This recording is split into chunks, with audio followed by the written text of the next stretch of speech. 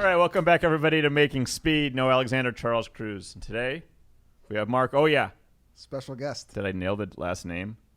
You nailed it. One of the very few to nail it. I'm good. Well done. I didn't want to say that. I didn't want to ask that question because I feel like that's the question that the trite question everybody asks, but whatever. I had a moment of insecurity there where I was like, I blew it. Don't mess it up. Stupid. Yeah. Anyway, Mark hails from Canada. Very, very talented painter, builder. You've seen a lot of his stuff out there. Mark, I know you moved to the U.S. to, I think, work for Boyd.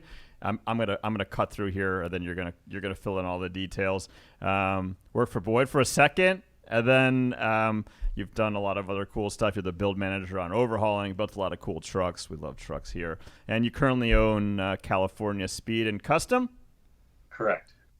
Nice. You guys build a lot of badass stuff, so yeah, we're all on the same page. We all share the same trials and tribulations in the rough world of automotive restoration and customization. So anyway, welcome, Mark, to the show. Thanks, guys. Nice to be here. Thank you for coming on. Thanks for coming. We appreciate it. So you got a shop full of cars behind you. We can see right there. I'm hiding, in our current economic situation, I am actually hiding out in my personal shop in Arizona. Oh, really? Really? Wow. Yeah. So this is, those are all my cars. Wow. So well, you have a car hoarding issue that we need to talk about on this podcast. Yeah. Well, that's the thing. I'm pretty much guaranteed my wife will never watch this or listen to it. So we're pretty safe on here. Okay. So we can stash some cars here, and Arizona right now is nice and peaceful and quiet, and while we ride out this situation that we're in. So your wife has never seen the location in which you are currently sitting? It may not know it exists? We've been married for 30 years, so after a while you don't ask. So she sends you there to get rid of you for a little bit, is what you're saying? I love coming here. I would move in here if I could. Yeah. I think that's every guy's dream, to put all their projects and toys in one space and just go hang out and forget about what's going on around them and just focus on some fun projects. Well, it's funny. When I was 17 years old, we lived on a farm and we had 100 acres. And obviously I wasn't much for farming, and my dad was painting cars and mostly our own stuff and that. And he came to me and he said, all the other kids in school were buying cars or getting new trucks and stuff. And he said, well, if you want, you can go buy a new truck and that's what you'll have. Or he said, or I'll sell you some land and you can build a garage and then you'll have a place to work and a place to do stuff. And so that's what we did. And I actually built it barn style and put an apartment upstairs. Yeah. Before that was cool. And everybody was trying to do that. Before they call it reclaimed wood, you just built a barn. we built a barn. It was a 2.5 car, and I divided one side off to paint in it, and so just one bay to paint, one bay to work, a little office, and then put a apartment upstairs and a deck off the end that was a carport, and I kept that for about 8 years until I got married. Nice. Yeah. So is that your entry into the car world, or were you working on stuff earlier than that with your dad? Oh, I worked early with my dad. Since I was a kid, and I would, it's just the same, typical story, kind of just sand stuff and get stuff prepped and everything. And he wasn't a professional. He was an electrician by trade, construction electrician, but he built his own houses and did his own wiring, did his own plumbing, fixed his own cars. A real man's man. Right. So, once I was, 11, 12, 13 and could really start to go, that's when I really started I think I painted the first car by myself. I was 13. Wow. And I thought he never painted another car. I did them all. Yeah. Right. So it was fun stuff. I liked it. So at that point, were all the neighbors coming to you to, do your stuff, do their stuff? Exactly. Yeah. That's what it was. And it was funny because when I was in high school in grade 9, I stayed home and painted cars all summer. And never went and got a job. Everyone was getting jobs at grocery stores and gas stations and stuff. And I stayed home. And then the next year I was dumb and I got a job at the high school in the audio and video department because I actually liked the video and recording. Yeah. And, obviously 30 years ago was a lot different than what we're doing right now. But, sure. And I didn't make any money and I was locked down. So that was the end of that. I never did that again. Yeah. That's the last time that's the last time you're going to work for somebody for a while. I'm pretty much unemployable. Just to be clear. Well, the longer you work for yourself, at least in your own mind, you're like, how? I don't know if I don't think I'd be. I'm not employment. They're not going to hire me. This isn't going to happen. Well, it's funny because we were just talking with Charles. I was talking with Charles the other day, and he's like, "Hey, I've been buying my son cars, and he's been selling them. He's been flipping cars on the internet." And I was like, "Actually, Nice. Trucks." Yeah. And then OBS trucks. We were saying like nobody. We didn't get the tape. I didn't. When I was, you could start working, and when I was 15 and a half, I started working, and I was working at a pizza place, and restaurant industry is cool. You meet a lot of interesting people, but nobody gives you like that entrepreneurial taste like early in life. I mean, most kids just don't have access to that. So, he told me that story, and I was like, oh, that's pretty cool. So anyway, we were like, man, no, we never got that. We had to wait till we were like in our early 20s to like buy and sell something, and like it's like an awesome thrill to like sell something. Buying something, you get like a little, You get like a little spike off. You're like, ooh, I feel, usually feel really good the moment you buy it, and then afterwards, a little remorse. But selling stuff, you're like, ooh, it's almost the same thing. So we didn't get a taste until we were older. Not fair. I started off like Mark, basically. I was fixing up cars, and I was actually painting stuff for some of my teachers at school. And then when I was in shop class, my shop teacher would kind of sit in his office because he was done. He was burned out. And I'd be bringing side jobs into the school and doing work and making money when I was at school, but that's all I knew. It's like, I knew I was going to do, that's the path I was going down anyway. So I'm trying to get my son to like learn a little bit of both sides of that, know how to buy and sell some stuff, but also be able to work on things. Well, I think the key is, even if like we get a lot of kids that, want to come to work and do different things. And I think the key is that you learn how to do something, or at least understand how it's done. You don't have to ever get proficient at it if you don't desire, but just in general, if you learn how it's done and you understand the time frames, then at least when you're doing stuff in the rest of your life, like you've kind of got a grip on there's so many people that come to us, and probably to you guys too, that are so unrealistic. Like they don't get it. Yeah. Like no, they understand what it takes to get a car ready to paint, even let alone build look what you guys are building. Like it's just amazing. Like I love going on it's disappointing that you don't have the show, because I love watching the show, and then now I have to go on the internet and look on there and see what you guys are doing. But like to take a car to that level, but my big thing is to finish a car. That's the hard part. Anybody can get a car 80% done. Well, that's what we always say. Like we're always like 90%, and like that being said, it's hard. Most of the cars that come in here that we work on, because we'll do full restorations, but we'll also do everything. If we can do a full build, we can do everything in between. And I always, you talk to the people, and I always tell them, like, yeah, the car's 90% there, which looks like it's 100% done, but this stuff's all wrong. Or this stuff's kind of wrong. Or there's a bunch of electrical issues here, like the alignment's all messed up. You got the wrong shocks on it, like the brake. It's all this stuff, and it's once it's done, then you have to drive it, and I feel like there's always that one issue. I'm like, where is it? Why haven't we found it yet? There's the one thing you're going to fight for a while. There's a bunch of little things you can knock out right away. They're like, all right, like the alignment's not right. Something's wrong with this wheel. Like what's wrong with the feel of the brakes is funny. Squeaks and rattles. Squeaks and rattles. Like not charged. Whatever it is. But there's always the one like big thing that you're gonna fight, and it's hard. It's hard to get across the finish line. It is, and those last little things, and then sometimes you have to walk away for a day. Yeah, exactly. You start getting frustrated. Come in with a clear mind and look at it again, and it'll come to you. Yeah. I own the Overhaulin Trans Am, the Bandit Trans Am, and I bought that car back, and it's been sitting in my garage at home. And yesterday I decided to drive it to the shop, and I drive it here, and I get here, and I can't open the driver's door. Yeah. Right. And it's like, really? Yeah. We did the car 5 years ago, and it hasn't been driven a whole lot, but I'd crawl up the passenger side and then put the window down, get the door panel off of the door closed. That's always fun. It was connected. I just disconnected it and put it all back together again. Yeah. And but like, what is that? What? Yeah. Yeah. The demons. That's the demons creeping around. I didn't offer gas or anything. It would have been really embarrassing to not be able to get out of the car. But it is kind of part of the ownership of classic cars. It's just you have to be willing to be patient and sort through some of the stuff. Even if you have a shop like us or like yourself build something, as an owner of that vehicle, you still have to be able to understand and be patient with that vehicle when you get it back. Because I mean, we started off doing like 100 test miles on something. Now we're doing 300 to 500 test miles on everything, and even then, it's like we hope that everything's perfect. When it leaves, it is, but things can still go wrong, like you just said with your door. After 5 years later, it's crazy. Yeah, you're the test driver at that point for 30 different companies or something like that of whose parts you've used on a build, and they don't all want to play nicely together. So I know my brother laughs at me, because we grew up in the same household. Obviously, my dad was similar to your dad, hands-on guy, worked on everything.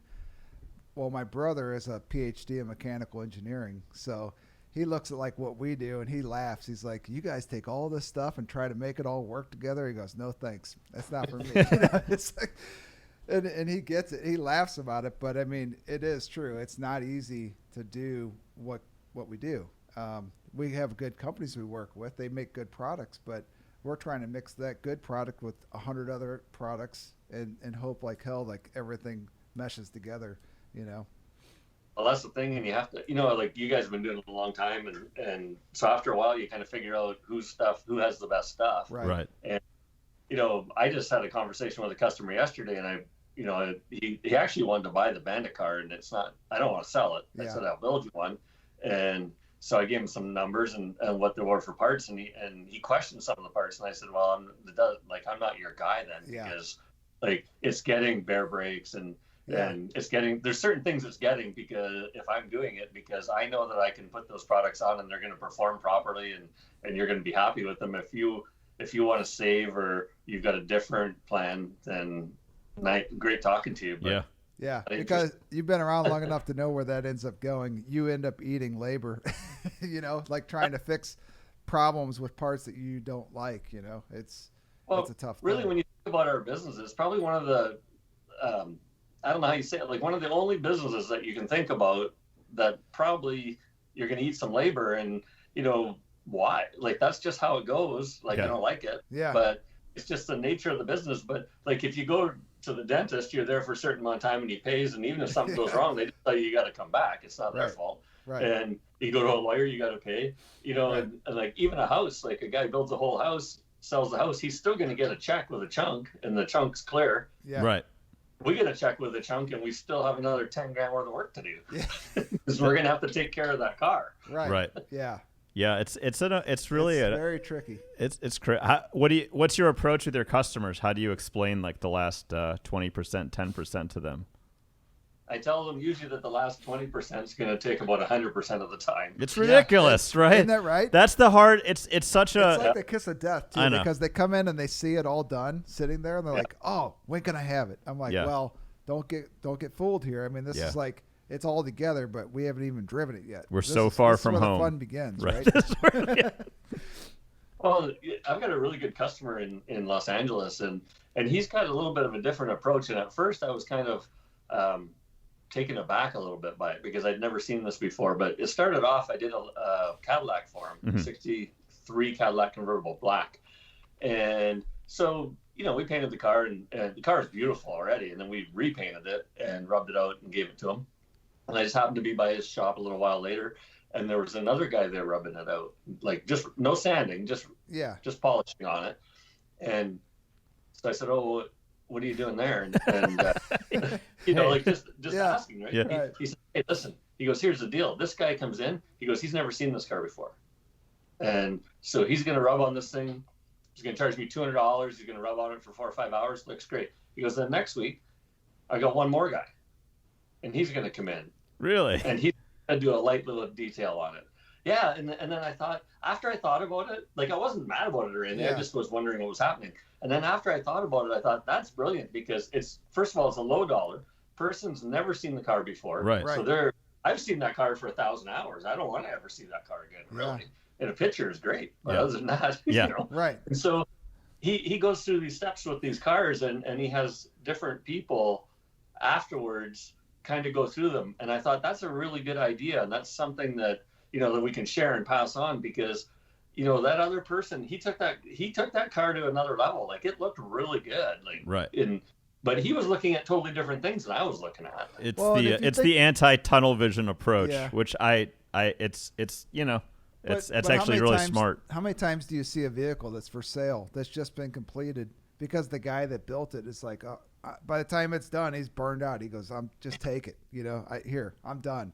And I get it. Like, even as builders, like, at some point you're like, oh man, you've looked over every single thing. You've done everything you could do. And yeah, maybe that makes sense. Like, having another person just check out a couple things might make it a little bit better, Well, and that's what I did on Overhauling too, because, we were building a complete car. Yeah. Right. And, there's a tremendous amount of liability with that. And what I would do after that was I had two shops that didn't know each other at all. They were a couple miles apart from each other in Huntington Beach. And I would go and I would pay them to do what we call the safety check on it. Yeah. Right. And so the first shop, very reputable. He told me to do it for $50. I said, I'll give you $100 and just really make sure it's good. Yeah. Like, no, money's not the issue here. Like, we want this to be done right. And so we would have him look at it. He would always give us a list. And some of the stuff, you'd look at it and go, well, that's probably okay. But then really it was, okay, yeah, we're going to deal with that. Yeah. And then we'd do that. Then we'd take it to the second shop and I'd drop it off there and I'd have them take a look at it. Pretty smart. And so yeah. very, very low dollar. They got no skin in the game. They didn't build it. They don't care. Right. And ultimately, at the end of the day, for both shops, they would get work out of it because I would say, okay, wrap that up. Like, how much is it to do that? You guys do it. And, maybe they didn't like how the emergency brake line was routed or there was some wiring somewhere. All small. Like, right. Yeah. Very small. Very small. Yeah. But I kind of got that from my customer with the polishing, that then I thought, oh, this is a good idea because these people don't know anything about this car, and that's the key to it. Yeah. It's a smart approach. I mean, because I think that, in this industry, there's a lot of egos, not necessarily in a bad way, and there's a lot of emotion, and not in a bad way either. No. Passion, and it takes all that, subjectivity kind of off the table, and Right.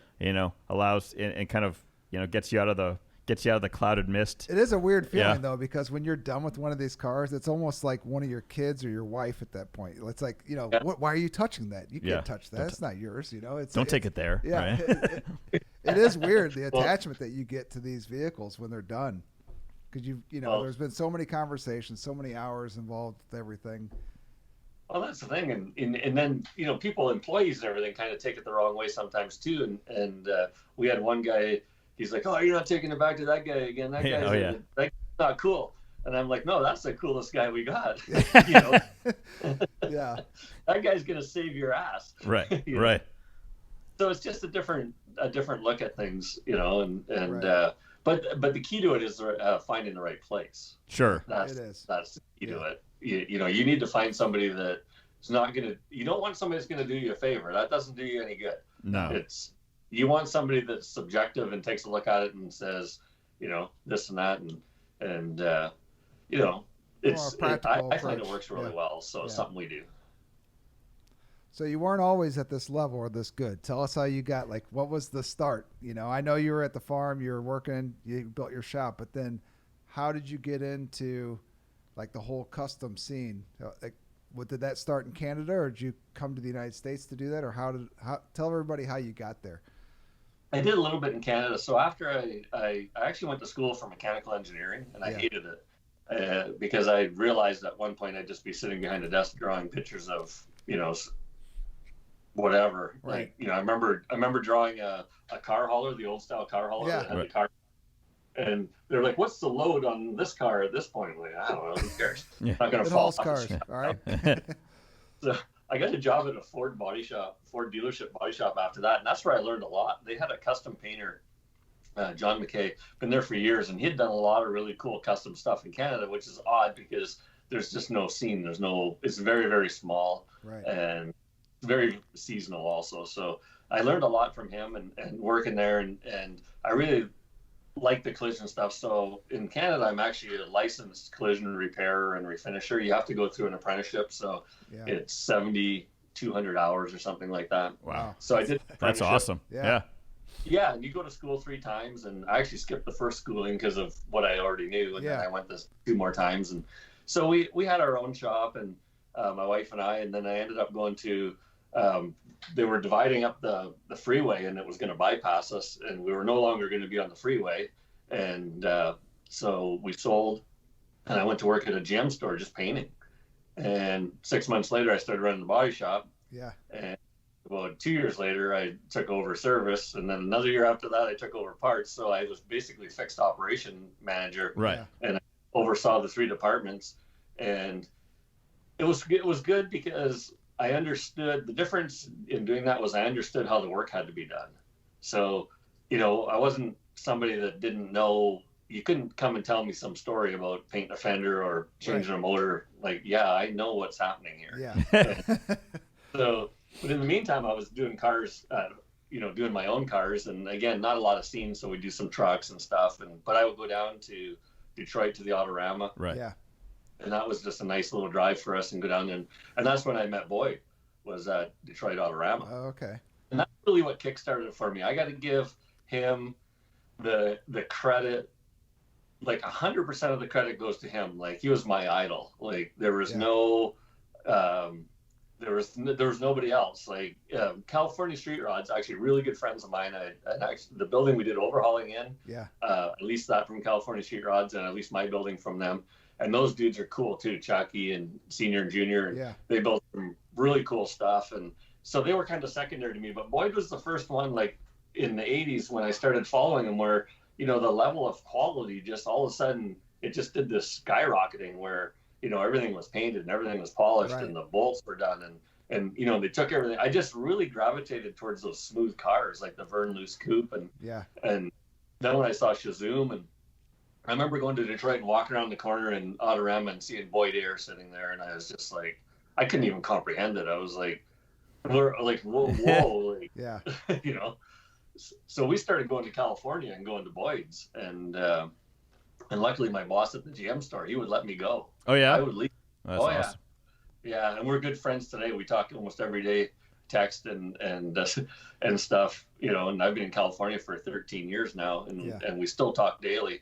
He's trying to get me to go back, but last time I checked, there's snow there. So I'm still, there might not be happening. No.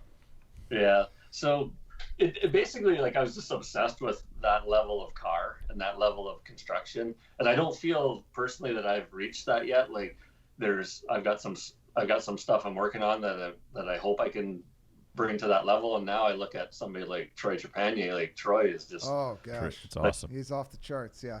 Like, that car he's got going right now for that I forget, it's a Chevy Fleetline. Like, that thing's in bare metal, and they took pictures of it, and I was like, that's beautiful. It's borderline depressing. Yeah.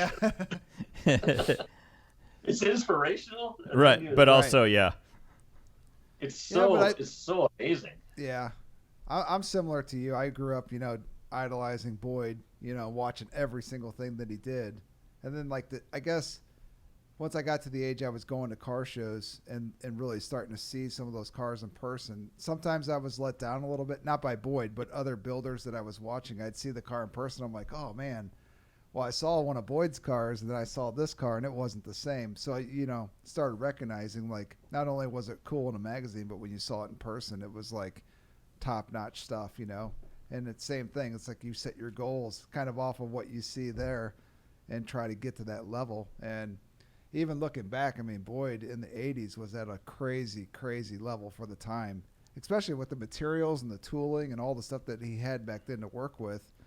I couldn't imagine if he was around today. Oh man, as a young guy, what he would be doing. It would be unbelievable. But like, for me too, it's I was good friends with Boyd. I was devastated when he died. Like, that was just so bad. And we'd finally moved here and we were living here, and he passed. But it was the fact of how he thought, though. Like, it was like, who's building one-off cars, in 2004, going out to Marcel's and building the What the Hey with a Viper drivetrain in it. Like, that car is stunning. That car is beautiful.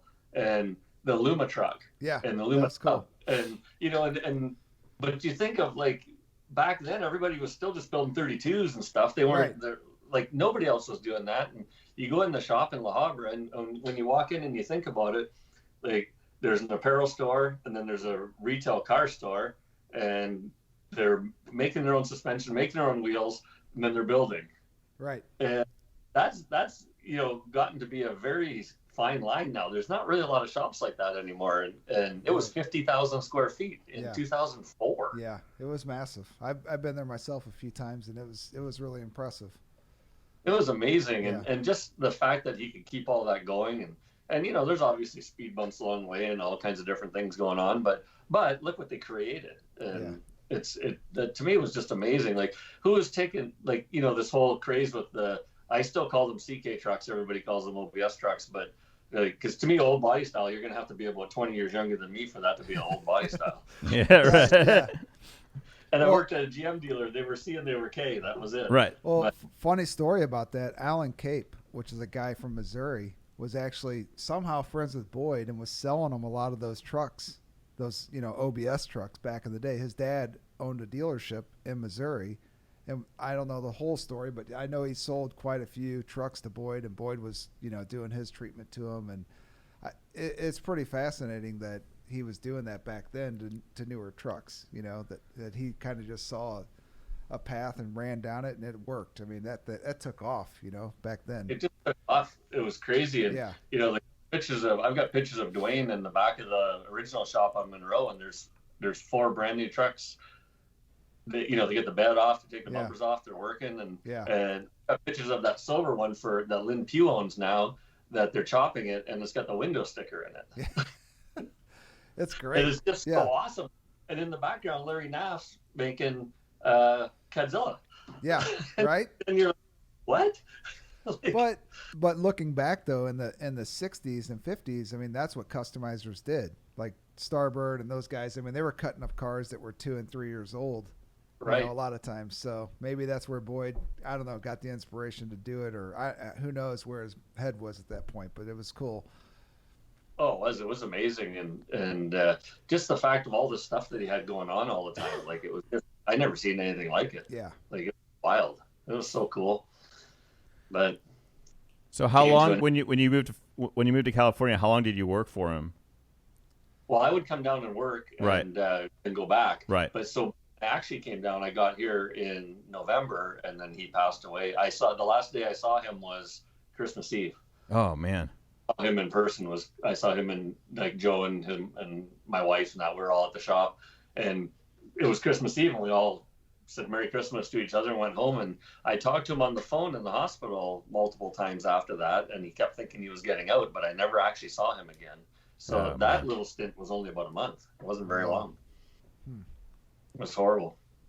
And now his son Chris is building wheels and not really building cars or anything at the moment, right? He's focusing on wheels. Just wheels, yeah. He's doing the wheels, and Mike's cutting them for him, and he's in orange and and he's doing some retro wheels now for the OBS, and he's got some really cool wheels. I like his stuff. Yeah, we've used them on one build so far, and very, very high end. I mean, awesome customer service. Everything was perfect. So he's doing it right. No, he's doing a good job, and it's nice that he's keeping that going and still building wheels. I like that. Yeah.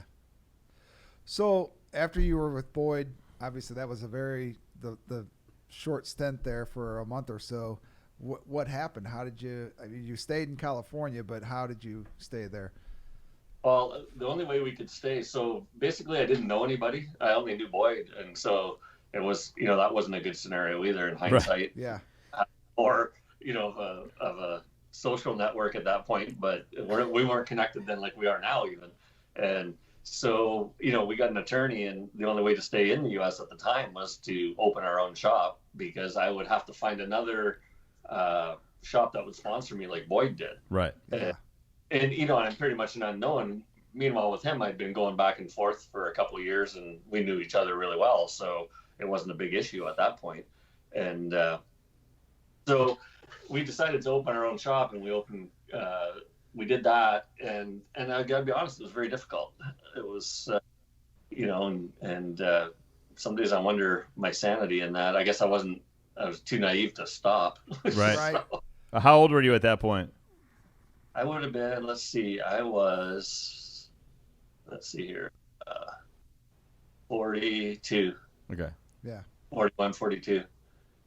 So, And California And so- is not the easiest place to own a shop to begin with. Yeah, Let's you- face it, right? I mean, that's probably the toughest place in the whole country to own a shop, I would imagine. oh, it's crazy, you know, there, and then Huntington Beach, like just even in the last 12, 13 years, they've done everything they can pretty much to drive the cars out of there. Yeah. And the city's actually pinching together where it's coming up from the beach and then from inland Right. where it meets the freeway, it's kind of going like this. And All the like, car you see stuff's in the middle. Yeah. 20,000 square foot buildings to put in apartments and stuff. And so we're in the middle of that. And Right. It's kind of sketchy, you know, and so that's what we've been doing. And then, then we got into overhauling with Chip and that lasted for a couple of years. That was 4 seasons. So that was good. So, explain to everybody how that happened too, because you had your own shop, and then did you know Chip also throughout all this stuff, or did you meet him by chance? No, I knew Chip, and I kind of always, he was about 3 blocks away from me. Yeah. And I knew him and we got along great. But I would only go there once in a while at night. And like if he was there alone or he was doing something, I never wanted to go during the day and bother them while they're working or anything. So you were I'd spying stop through in his there. windows, looking in the shop while he was working, is what you were doing? Yeah. Oh, Just okay. go over there and like, okay, the gate's open. I can go. Because the gate used to be closed and sometimes it's locked, sometimes it's not. Yeah. Right. Yeah. So, and he's always building such cool stuff and his mind works in a totally different way and you can learn so much from him. And so I'd stop in there, but we didn't see each other a whole lot. But I was working in the shop one day and my chromer was there and we had a mutual chromer and Chip just walked in. It's the silliest thing when you think about it now, because he walked in and the chromer said hi to him. I said hi to him. The chromer laughed and he said, "Hey, do you want to do overhauling?" Really? Was it? It's that simple. That was it. And I said, "Yeah." And he goes, "Oh, this guy Lenny's going to call you next week." I said, "Okay." He goes, "I got to go." I gotta go. That was That it. was it. Wow. That was it.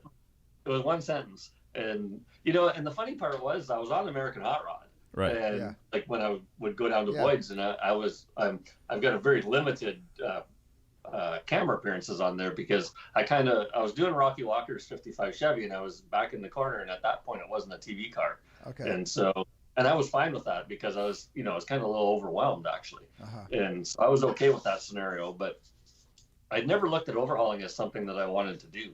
Like it was never something I watched and thought I liked watching what they were doing and everything, but I never really thought that there was no Yeah. aspirations on my behalf to do that, so when we got into it, it was kind of, that was a rough go, that was a lot of work. Yeah.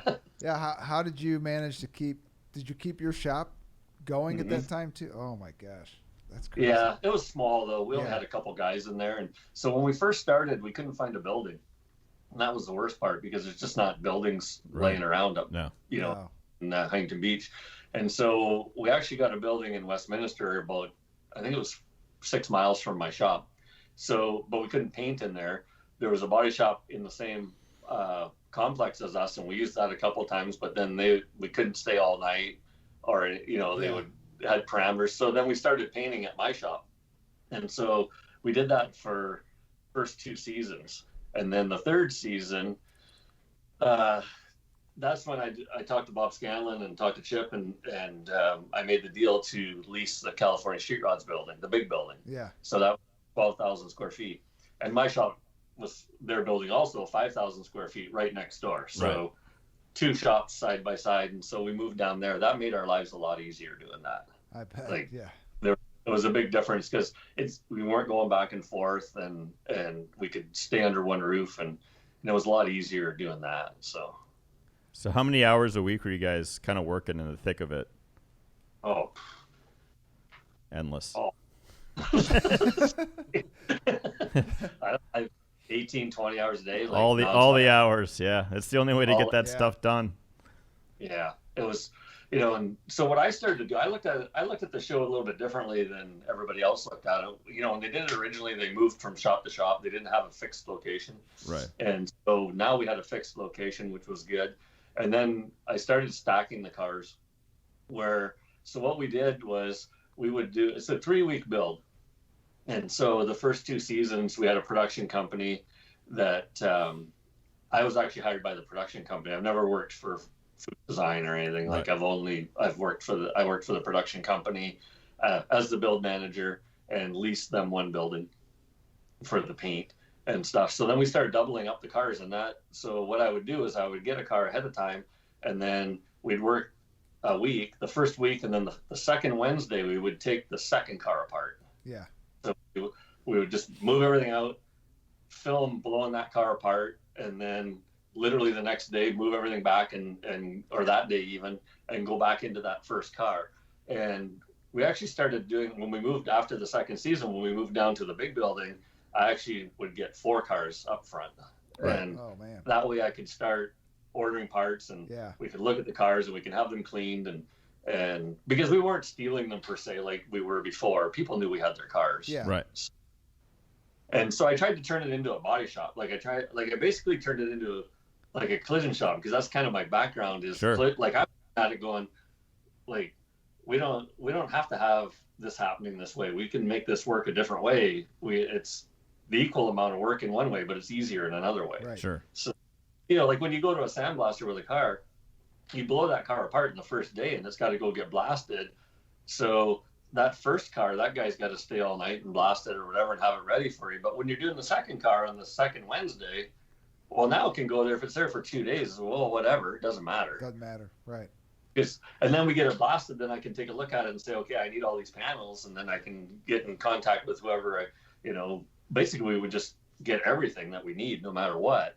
And but it gave you more time to look at a car and go, okay, I'm going to need more guys on metal work, or I'm going to need more guys on body work, and stuff like that. So luckily you guys were in California, because we could have never done something like that in Missouri. No. With all the, you guys have the resources out there with all the, classic industries and all these guys that are just right around the corner from you, not to mention all the cool small people that not the rest of the world knows about, just tucked away in all the little industrial areas out there. It's amazing.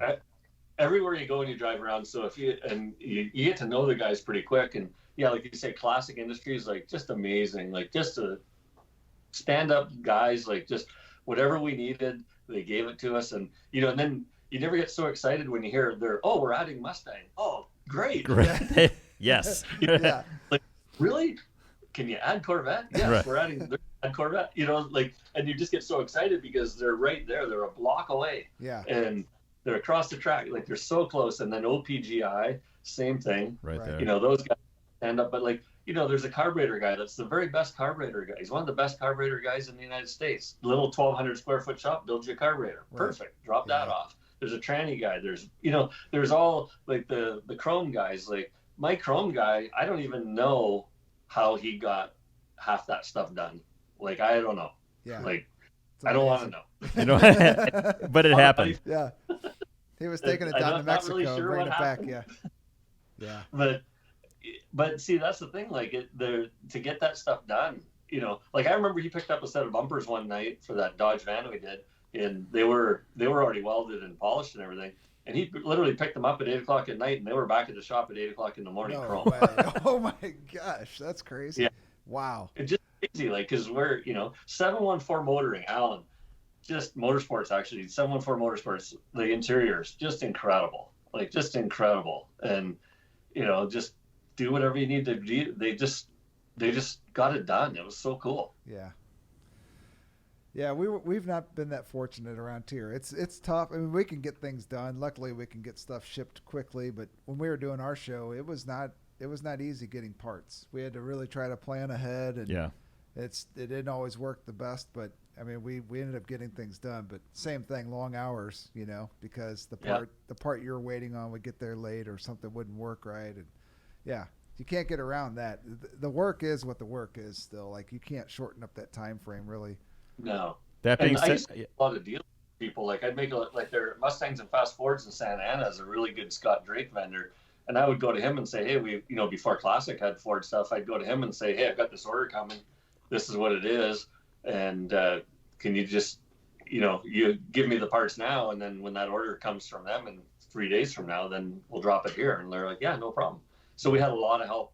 Yeah. Like a lot of help. Yeah. From a lot of people that were really, really good. And I never forget, I'm loyal like as the day is long. Yeah, we are too. Yeah. We had a lot of good vendors work with us, and to this day we still use them. So yeah, that's the thing. So that's the key to it. But you're right with the hours. Like, it was funny because like our biggest kicker really was the body guys. Those poor guys. And man, felt bad for them because first car they were okay, second car they're tired, third car they're done. Yeah. And you got to bring in another crew, and then you got to cycle those guys back in again. Like you need to keep rotating those guys out because it's just, it's hard. It's brutal work. Yeah, it is. Yeah, and there's no way to shortcut it really. It's like it's either done right or it's not, And you maybe you don't sand and buff it to the level that you normally would or something, but for that show, but you have to go back and do it later. But still, it has to be painted. It's got to be pretty straight. All that has to be done, and you can't. There's no fast way to really do it. No, and that's like, and Chip was funny like that because there was never any talk of not being enough time. It didn't matter what we were going to do, we were doing it. Right. That's it. Yeah. And everybody became a believer. Yeah. Nobody was like, I don't think, like if somebody ever, I can't recall anybody ever saying to me, we don't have enough time. I think if they did, they didn't work there anymore. Right.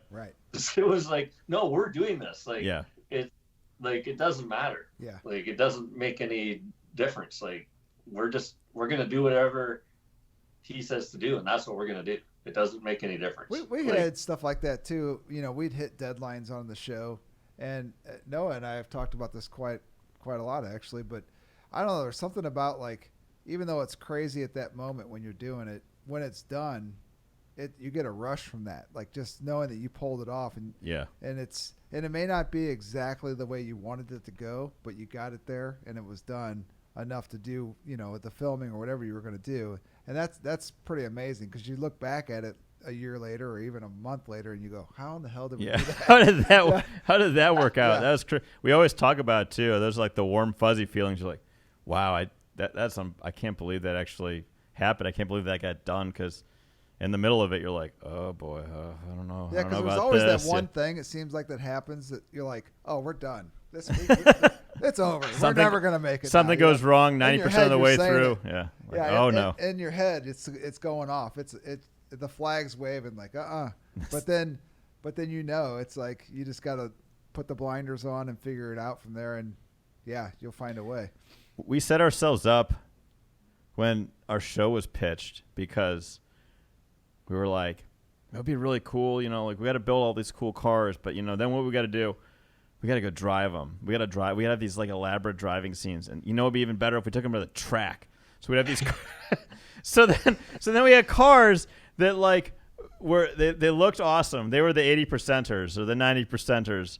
But then we'd have to they'd be done. They could have been presented to the customer, right.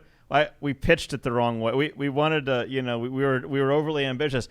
I screwed that up big time because we totally screwed ourselves. And like, so they're like, well, yeah, it looks good, but this actually has to drive like on a racetrack tomorrow with a customer in it. Like, and it's got to be safe. So yeah, that was like, we just threw ourselves under the bus. Really. And looking back, I was like, I don't know if I didn't know any better, but, that being said, we all laugh. We're like, wow, that was there was some funny stuff. There was some stuff that went wrong that it was mildly terrifying. we're all still here, and nobody got hurt. Right. But I don't know. It was a little sketchy. Well, see, we have the same desire though, because I did the same thing. So season 6, we had when we were working with WATV Productions, they had a guy, Josh Kmeyer, and he owns Unstoppable Entertainment, and he was a producer. And I said to him, my big thing is these cars have to drive. Right. And at the end of the show, everybody to this day, right till today, says those cars weren't done and they didn't drive. Exactly. I get that every day. And I have 2 of the cars here because I've also got the 65 Impala, the first cool. car we did in season 6. Yeah. And It's right behind me. It's right there. I see I can it. see Yeah, it, yeah. that's And- cool. Yeah, that's another story. But the Trans Am, actually, other than fixing the door handle today, I have never done anything to it. And we left it in the showroom in California like that too, because I would tell people, no, that's the way the car is delivered. Like it needs to be polished again and Right. needs a good cleaning and stuff. Yeah. But it's fine. The air conditioning's charged, everything works, and that. So we would leave that car like that. But I said to Josh, we got to drive every one of these cars, and I want to do the reveals off site. I don't want to do them at the shop. Yeah. They got to be done somewhere else. So those 2 seasons with WATV, we did that. And when I think about that now, it wasn't just, okay, Friday afternoon at 4 o'clock we're going to reveal a car. Now it's like Friday at 11 we're going to put it in a trailer and take it somewhere, Right. and set that up and put GoPros all over that place and film that, and then we're going to take it back to the shop. And we did that for 2 seasons. And when Bud took back over on the last 2 seasons, we didn't do that. Right. And they did, and I hate it. Yeah. And I'll be honest, I don't care. I hate it. Yeah. Because I hate revealing in the shop, and I hate not driving, because that to me is not cool.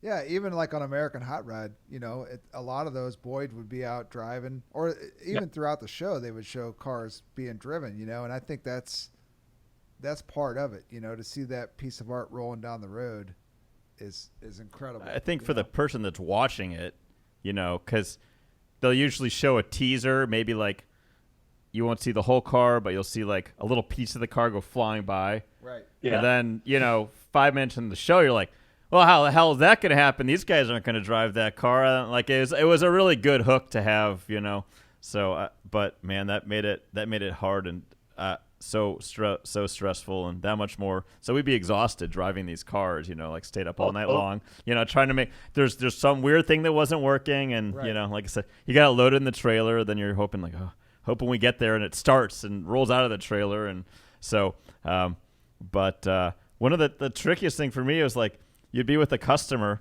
It's back to the 80% thing, and you'd be like, "All right, the car's done. It looks like it's done. We're gonna go drive it. This is gonna be really fun. You're gonna have a really good time on TV. You're gonna show it to your family. They're gonna love it. But like, I'm gonna need like 6 more months with this car, just making sure like I'm actually happy with it, and Charles is actually happy with it."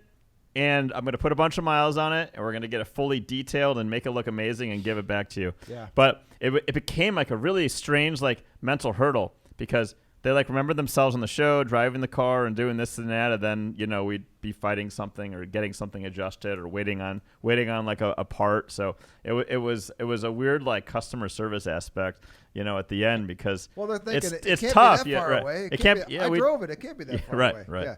Like, well, it's not right. We'll give it back to you when it's right.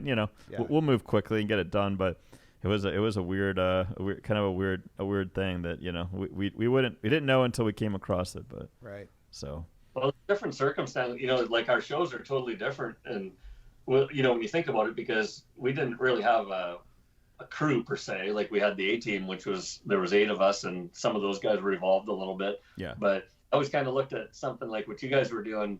I always like that, just because you end up with a little bit more control over it, where you can, you can manage different situations. We were just, it didn't matter who was beside you or behind you or in front of you. Every third Friday, you're going to reveal a car.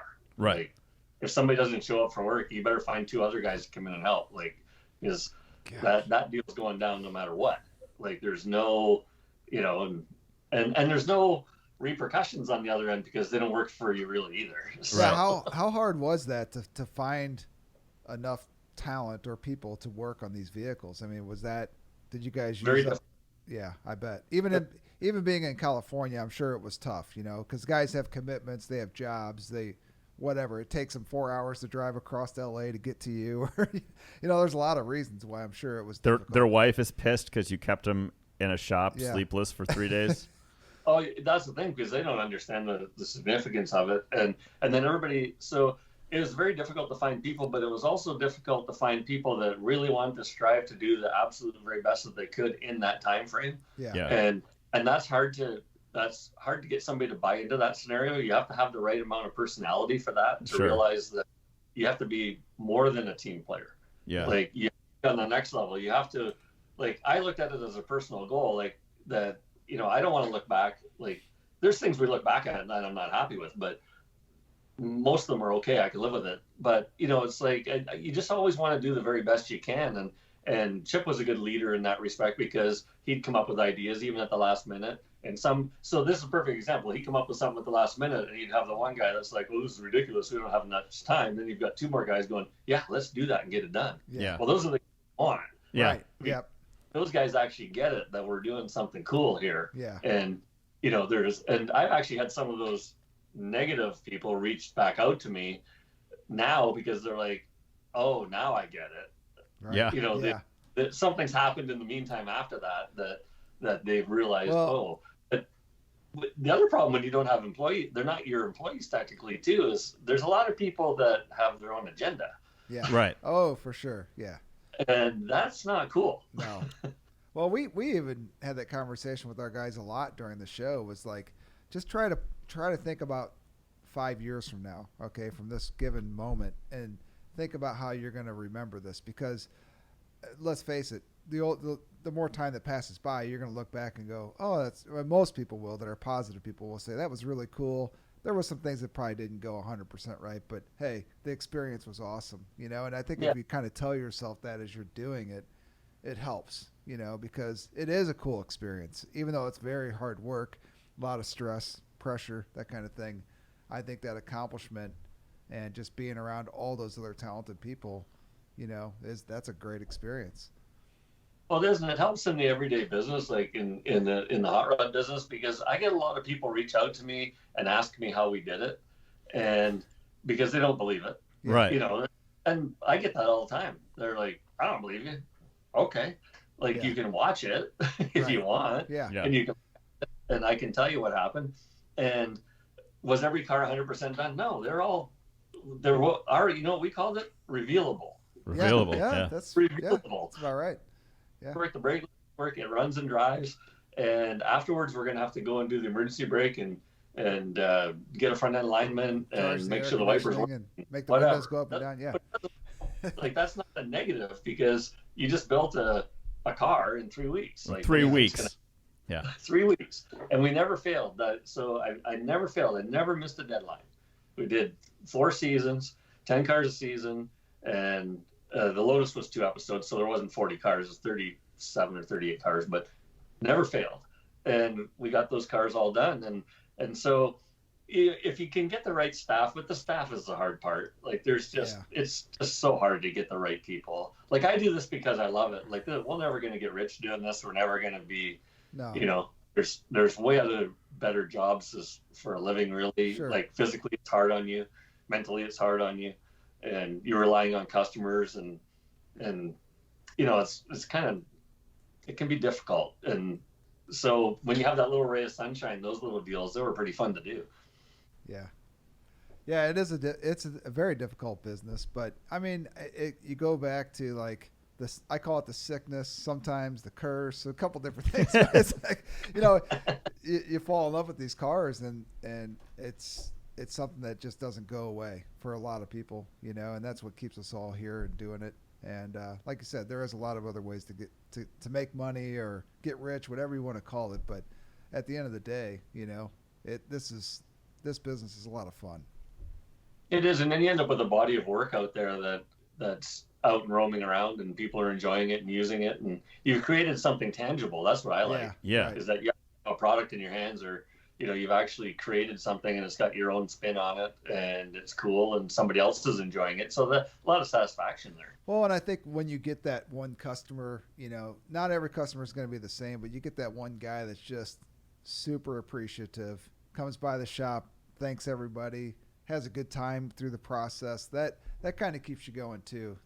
Every once in a while, you get a guy that's just awesome to work with. And if you get the right customer that understands, if you're trying to do trick stuff or do, unique stuff, I always want to make it look like nothing happened. That's my goal all the time. Right. And I want something I don't want to look like I just sat on the internet and ordered a bunch of parts and they all came in and we stuck them all on there. And I want to screw with everything so that it looks like we didn't do anything. Right. And make somebody take a second look at it, and then, okay, now go look again. Right. And see what you find. I just hit a dry sump on an LS7 in a Nova, and I actually made a sheet metal battery. And that's cool. Yeah. and put the terminals on it and painted it and deckled it and did everything. And you just undo that like a normal battery and take the cover off and the dry sump's under there. And people like that, and they think that thing has a battery in it. Yeah. And they're like, why didn't you hide the battery in the trunk? Yeah. Look in the trunk. Yeah. We kind of did something where on a Cadillac, that 65 Cadillac that we built, we had a piece of luggage that it slides down over like the battery. So when you look in the trunk, there's luggage back there. If you lift up on the suitcase, it pulls up out of the way, and there's a battery tucked behind it. And it's like a little thing, but it's really cool. And the customer liked it. It was fun to do. Yeah. So that's the kind of stuff I like. I like where you have to think and you have to kind of take a look at it and see what's really happening there. Right. That's the kind of stuff you end up doing for free sometimes. You're like, yeah, I know the customer. Yeah, let's just do it. Yeah. We can either try to pitch this to him and have him say no because he's already spent a lot of money here or there or whatever, or we can just do it and and then be like, hey, we did this for you. We thought this would be kind of cool for you and your wife to check out or something like that. And so anyway, that is part of the fun too when you're doing a build, is to throw in things like that the customer's not expecting. And I think that's why they're coming to you in the first place. Hopefully, is that they like your style or they whatever it is. But yeah, if you could throw them something like that, and then at the end, not even really tell them until they hope maybe they even find it on their own. That's a cool scenario. No, I agree totally. Just trying to put a little personal touches in there that makes it different from everybody else. Yeah. I think like over, if you're not on a TV show, you're not doing the build on a TV show, the builds take a long time to really, start them and do beautiful body work and a custom interior and set everything up and make it nice and clean in the way you want it. But I think a big component of that is, like keeping the customer engaged. It's so hard because it's just an emotional roller coaster for the people working on it, but really for the customer who's, like they come in hot, real excited. You maybe do a real cool rendering for them. They're looking at their piece of junk car and they're like, man, that's what it's going to look like. That's what it's going to look like. And then you start going and, we found like it's really important to keep, you can't focus on kind of necessarily, you got to do a good job on the build, but you also have to do a good job of, you've got to keep them excited the whole time. It's like a show. And the show can't get boring. Right. And the show, the show's going to be expensive, but along the way, like it's got to be like consistently like entertaining because you've got to keep that excitement for the customer all the way through. Right. You don't want to lose that because, I think it kind of like, even if it's amazing in the end, I think it kind of like robs a little bit of excitement from it if there was, whatever happened in the middle. So we and then in the end, we're always like, we got to build something that's, they got to be able to hop in it and drive it reliably and enjoy it. But our things we keep talking about and focus, it's like we got to keep it exciting along the way. And when they drive that thing, it's got to be, it's got to be the car that they really picture themselves driving, if it's or picture themselves showing. But I think like when we were starting out, you'd maybe do something a little too showy for a guy that really just wanted to drive, or there's so many strange balances in this business that you're just teetering on the edge all the time trying to figure out. Well, and it's something like, and if you had to like try to set somebody up in this business and tell them all the things that you've done and maybe that they should do, it's still I call it like a freestyle business almost. It's a, like you said before, it's a very interesting business, And your customers vary so much too on what they're asking for and what their expectations are. So, yeah, it's a challenge, And the whole process is different for us versus a customer because you guys walk out in the shop. I don't even know how many cars you've got there. So you got 30 cars there, and you're building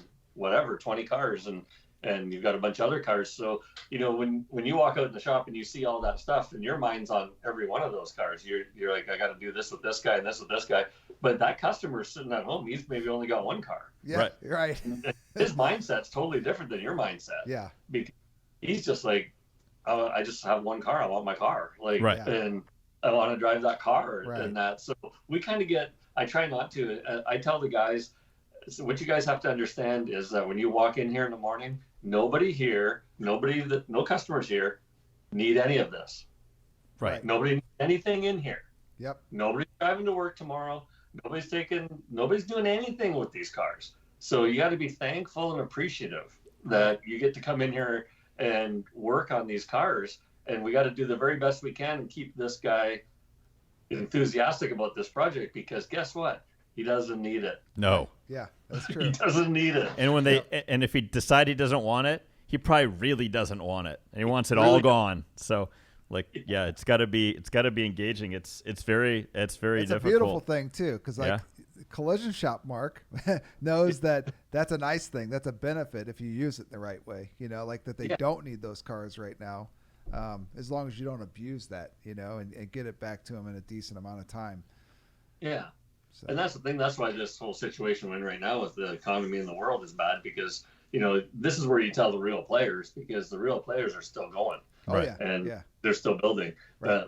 The kind of armchair quarterbacks are out of the game now, because things have tightened up, and which is fine. But, you just kind of get a little better look at, some of the people that you do stuff with on a daily basis. And I think some of the customers are, who your real supporters are too, because some of those guys are like, hey, listen, let's go ahead and start another project. I don't really care what's going on right now. I mean, I do care, but at the same point in time, I'm still going to live my life and have fun. So let's keep going, or let's start something new. And we were surprised. We had quite a few guys that did that for us, and I think that's really cool. Yeah.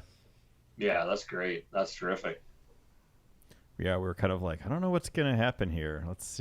Well, because in your mind, what you just said, like, nobody needs this stuff. No. So you're saying that in your head, like, okay. I mean, are the customers going to say that too, and kind of pull back on everything and let the dust settle, or are they just going to run forward? And man, we were very fortunate in that area, because our customers really stood behind us and kept going. So we were too. We had nobody stop, which was amazing. Yeah. And because you just don't know what people's circumstances are. Right. You anticipate what they are given your history with them.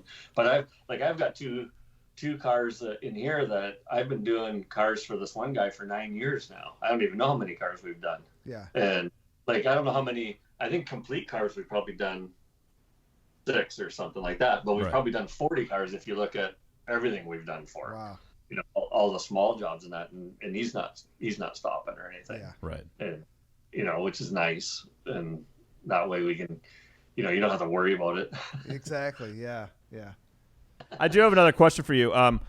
Before we hop off, what was there? What was like the point in your career where you felt? Because for us, like starting off, it's like you kind of you do work that you do work that gets you going, and it's nice, but not necessarily kind of like within your kind of vision. But what was there, like, what was the point in your career where you kind of felt like people were drinking your Kool-Aid a little bit, and you were and they were coming to you for kind of what you wanted to do for them, and it was kind of like a more of like a shared kind of experience than just like, hey, do this on my car, and you're like, okay, I'll do that. Actually, I think pretty much the move to California is what did that, because we did a lot of stuff in Canada that was cool, but it wouldn't fly down here. Right. And and so I think when I moved to California and I was hanging out with Boyd and going around and seeing what the level of craftsmanship was and how dedicated people were, and like even simple things like there's cars and like I've got a customer here that none of his cars have ever been. He's probably got 40 cars have been washed with a hose and water. Like they've never been outside. Right. Wow. They're driven and they're used, but they've never been like. So you end up meeting these people that are on a whole different level than kind of what you anticipate. And I realized pretty early that we got to raise the bar. Yeah. That these people are looking for the absolute best that you can provide to them, and they're willing to pay for it, because a lot of these guys too it's not their first build. Like you get a guy that's in Southern California that's 65 years old. He's probably built 15 cars. Right. And he's been to all these different shops and different things. And then they have expectations. They're like, this is how I want it to be. So I think pretty much early on when I moved here, I realized that the bar was a lot higher. You had to do the very best you could. Which is kind of a cool feeling too, because it gives you the opportunity too to work with guys that have the budgets to let you do the things that you've dreamed about. You had abilities, obviously, but we all know, like, having abilities and then having the budget to make those abilities, like, you need the shine. customer. You need that guy that's like, oh, I appreciate what you're doing. Let's do more of that. Yeah. It's hard, and it's hard to some people. It's hard to get there. It is very difficult. I don't feel I'm there yet. No, we're still Yeah. Yeah, we're constantly trying to like tweak things and come up with new stuff, and then we're like, okay, from here on out, we're gonna do this way, and then something else comes along. We're like, okay, well maybe we need to tweak it. Like, No more of that. Yeah, it's like it's funny how you try to do that though, but you try to even like down to brake lines and fittings and like okay, let's standardize how we're gonna do this, and then it changes. It's you find something better. It's part of the sickness we have. Or you see somebody else did something, and then you're like, "Oh, that's a really cool idea." Right. Yeah. That's what we're doing on the next one. Or let's change this one now. Scrap all that work we just did. We can still change it. It just evolves. It just keeps evolving, and we're all trying to just get to the point where we're, some guys have gotten to, like guys like Troy that are, already at that level where they're the leaders, and like I kind of look at him as the, from a craftsmanship and engineering standpoint, it's just mind blowing. Like I'm like, wow. Yeah. Because it's not just that they're cutting stuff on a lathe or they're machining something. It's the thought that went into the whole thing, as a package. Right. And that's kind of what I've kind of been more gravitating towards, how we can make something and I tell customers, we need to make this a package that's usable all the way around. Like, like we're not going to have 1,000 horsepower and 4-piston brakes. Like, we have to put a thing together that you can drive and enjoy it. And that's the tricky part. Yeah, that's very tough. We're on the same boat with you. We're trying to do that, and it's like making the gaps tight, make everything show quality. But then we're encouraging people to go out and drive 1,000 miles a year, or 5,000, whatever Please they want don't. to do. Yeah, don't just look at it. Go out and use it. Yeah. As much as possible, because that's what we want. So we've been.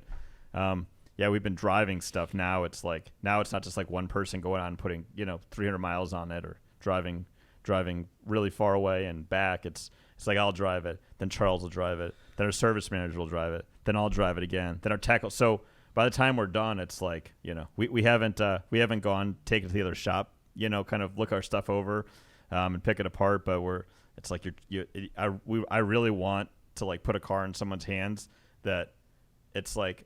I always say, like, people are so busy, these days that they don't get to enjoy their own stuff. And when they get the one moment to go enjoy their car, it has to start, and it has to be a good experience. Because as soon as something goes wrong with it and it's not a good experience, they're like, they forgot that it wasn't, and they forgot something was kind of funny and they didn't like it, and they went and drove it, and then it's like it happens to them again. So being able to give them that car that just, that is functional is so important. And so I feel like that's our deal. I'm like, we gotta dial this damn thing in, and we're gonna do it. Like it's gonna be, and they're gonna thank us for it, because it's gonna be, it's gonna be a good thing. So, but it's so hard. It's difficult because you're back to the same thing where the customer is only seeing a certain portion of the build or a car. We're seeing the whole thing. Right. So the events that happen when they get it back stick in their mind. I just talked to a guy yesterday. He's got a very, very, very, very high-end Camaro, and it's got 200 miles on it. And it's never been to a show because it went to go to Columbus last year and it wouldn't start, and it needed a battery, and the battery was buried in there. And then when they did get the battery out of it, it's a certain battery, and even Summit didn't.